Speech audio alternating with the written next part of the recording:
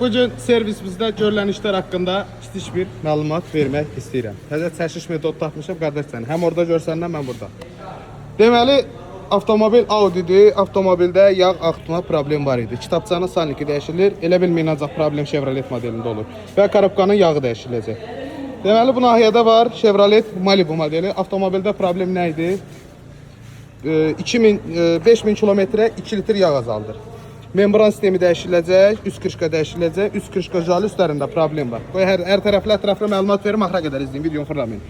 Membran sistemini dəyişirsiniz, problem aradan qalxmırsa, yenə də kiçik tüstü verirsə, bax üst krışqanın bu nahiyəsində jalüz kanalları olur. Bax bu kanallar ki bağlanır, süzgəc düzgün vəziyyətdə funksiyası yerinə yetirə bilmir, ona görə də yenə də problem aradan qalxır. Ona görə bu üst krışqa zbor vəziyyətdə dəyişdirilməlidir. Deməli, burada var Chevrolet Cruze modelimiz. Avtomobildə problem nədir? Yağ axıtma problemi, termostat problemi var. Qardaş yaxınlaşıb rayondan tranik dəyişilir, kitabça dəyişilir. Yaxınlaşıram.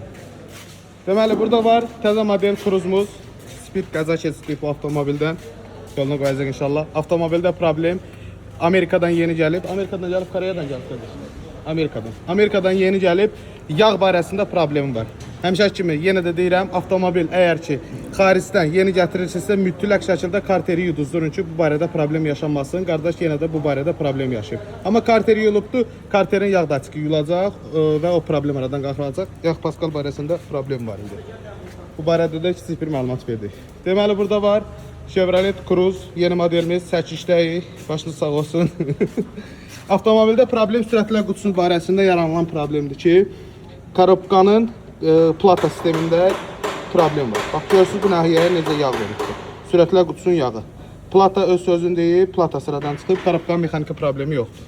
Bax, burada da var, normalda bu vəziyyətdə olmalıdır. Bizim ikinci əl ehtiyat hissəsi bazarımız var ki, servisdə həmən ehtiyat hissəsi bazarından, ölxana malından plata dönəcək.